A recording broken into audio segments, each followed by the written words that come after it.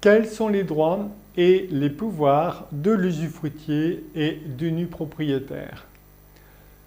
Les droits et les pouvoirs dépendent de la nature des biens sur lesquels repose le démembrement de propriété. Et nous commençons par les propriétés foncières rurales et les forêts.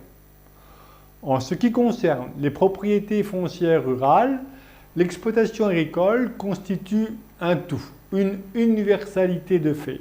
Et l'usufruitier, à ce titre, peut exploiter, cultiver, jardiner, il récolte le fruit de son travail, il perçoit les fermages, résilie un bail, donner un bail, mais avec l'accord du nu propriétaire.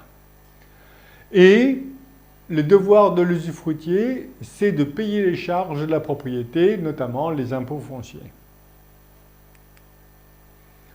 En ce qui concerne les forêts, les droits des parties sont variables selon l'usage constant, selon le Code civil.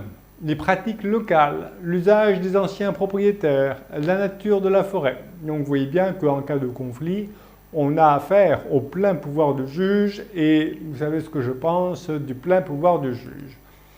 Les droits de l'usufruitier sur les taillis, ça veut dire les arbres issus du rejet de souche, il a droit aux coupes ordinaires. Sur les futaies, les grands arbres issus de semis ou de plants, il a droit au prix des coupes réglées, les coupes régulières, franches, d'un coup. Sinon, il ne peut pas avoir droit aux arbres de haute futée, il peut simplement employer les arbres arrachés ou brisés par accident. Le cas des peupliers, on va avoir affaire souvent à des coupes franches, en principe, donc catégorie des arbres de haute futée, coupe périodique. Si ce sont des peupliers qui sont mélangés à d'autres essences, l'usufruitier n'a aucun droit. Mais si ce sont des plantations réalisées en une seule fois, il va y avoir une coupe unique. Ça va être le nu propriétaire. Vous voyez que pour l'usufruitier, c'est pas terrible.